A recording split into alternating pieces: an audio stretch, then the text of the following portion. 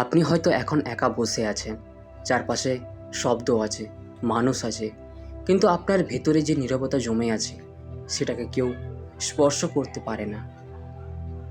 কারণ কিছু ঘটনা থাকে যেগুলো মানুষ কাউকে বলে না, কাউকে বোঝায় না, শুধু নিজের ভেতরে চুপচাপ বহন করে।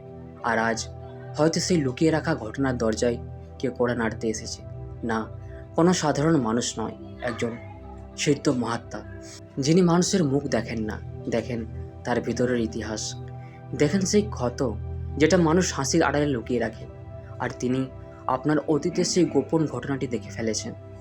হয়তো এই মুহূর্তে আপনার শরীরে হালকা কাঁপুনি উঠছে, কারণ আপনার মন জানে আপনার জীবনে সত্যি এমন একটি ঘটনা আছে যেটা আজও আপনি ভুলতে পারেননি।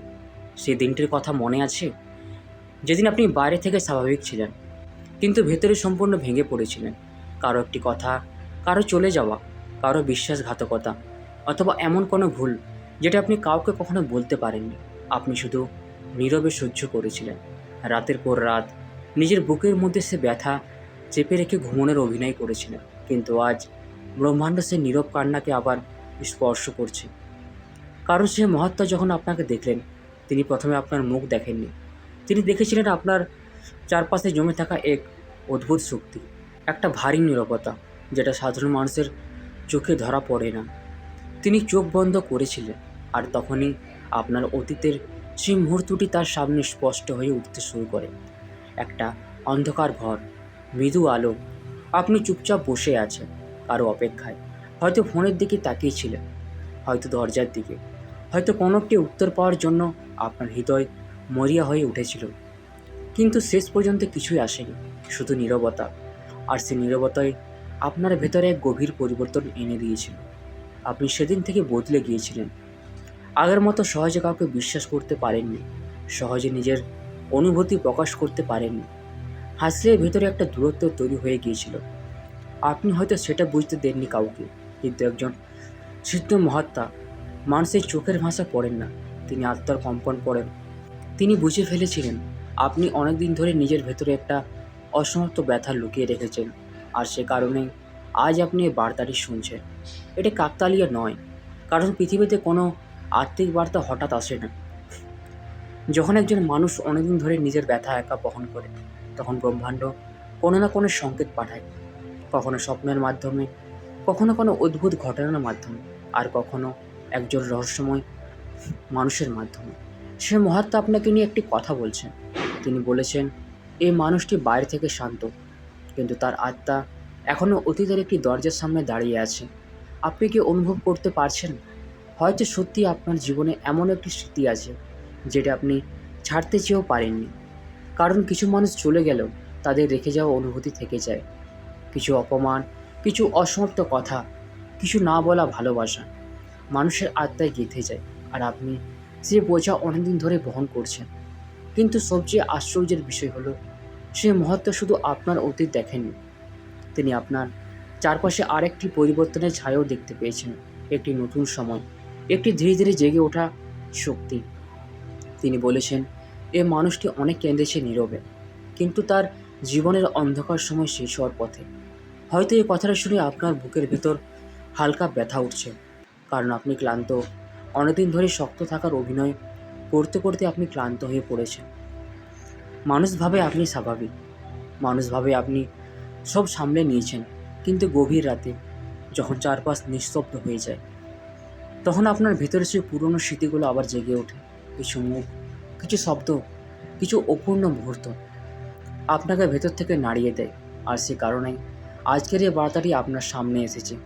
কারণ ব্রহ্মাণ্ড চাই আপনি বুঝুন, আপনার ভেতরের ব্যথা অদৃশ্য নয়, কে সেটা অনুভব করেছে। একজন সিদ্ধ মহাত্মা যখন ধ্যানে বসেছিলেন, তিনি হঠাৎ একটি দৃশ্য দেখতে পান। একটা দীর্ঘ রাস্তা, সন্ধ্যার আলো, আর সেই রাস্তায় আপনি একা হাঁটছেন। আপনার চারপাশে মানুষ আছে, কিন্তু কেউ আপনার পাশে নেই। আপনি হাঁটছেন কারণ থেমে যাওয়ার সুযোগ আপনার ছিল না। আপনি অনেকবার ভেঙে পড়েছিলেন, তবু নিজেকে আবার দাঁড় করিয়েছিলেন। কিন্তু সেই মহাত্মা বললেন, এই মানুষটির হৃদয়ে এখন একটি প্রশ্ন বেঁচে আছে, হয়তো সত্যিই আছে। হয়তো আপনি এখনও মনে মনে জানতে চান, কেন আপনার সঙ্গে এমনটা হলো, কেন আমি এতটা একা হয়ে গেলাম, কেন যাকে সবচেয়ে বেশি বিশ্বাস করেছিলাম সে মানুষটাই আমাকে সবচেয়ে বেশি কষ্ট দিল। এই প্রশ্নগুলোর উত্তর আপনি বহুদিন খুঁজছেন, কিন্তু কিছু উত্তর শব্দে আসে না, সেগুলো আসে সময়ের মাধ্যমে। আর হয়তো এখন আপনার জীবনে সেই সময় ধীরে ধীরে এসে গেছে। কারণ মহাত্মা আরেকটি জিনিস অনুভব করেছিলেন, আপনার চারপাশে একটি অদ্ভুত আলো তৈরি হচ্ছে, খুব ধীরে, খুব নীরবে, যেন দীর্ঘ অন্ধকারের পর ভোরের প্রথম আলো ফুটছে। আজ আপনি হয়তো এখনও সেটা বুঝতে পারছেন না, কারণ যারা দীর্ঘদিন কষ্টে থাকে তারা সুখ আসার আগেও ভয় পায়। তারা ভাবে হয়তো এটাও একদিন হারিয়ে যাবে। কিন্তু এবার কিছু আলাদা।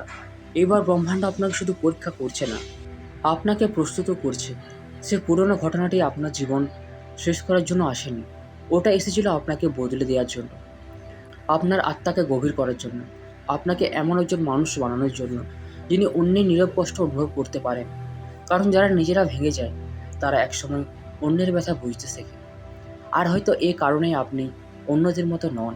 আপনার ভেতরে একটা গভীরতা আছে, একটা অদ্ভুত নীরবতা, যেটা সবাই বুঝতে পারে না।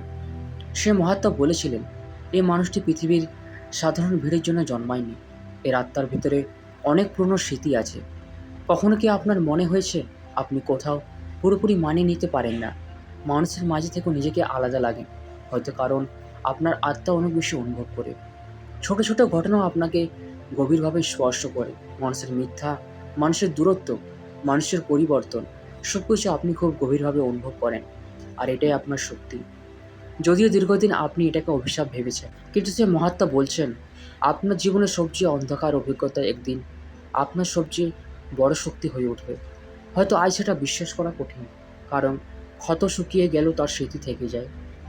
কিন্তু মনে রাখবেন, যে মানুষ গভীর অন্ধকারের মধ্যে থেকেও বেঁচে থাকে তার ভেতরে একসময় অন্যরকম আলো জন্ম নেয়। আর সে আলো এখন ধীরে ধীরে আপনার ভেতরে জেগে উঠছে।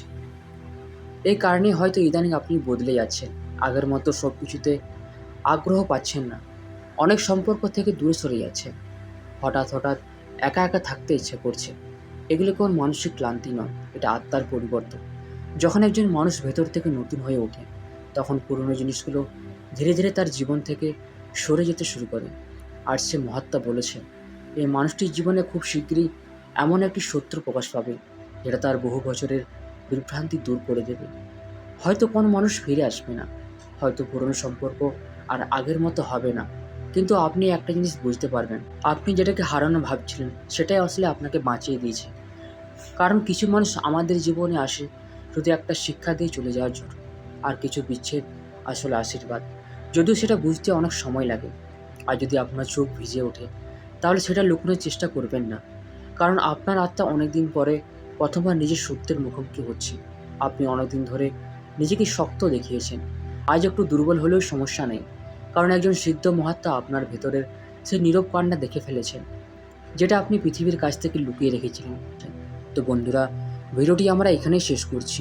ভিডিওটি যদি আপনাদের ভালো লেগে থাকে তাহলে চ্যানেলটিকে অবশ্যই সাবস্ক্রাইব করবেন।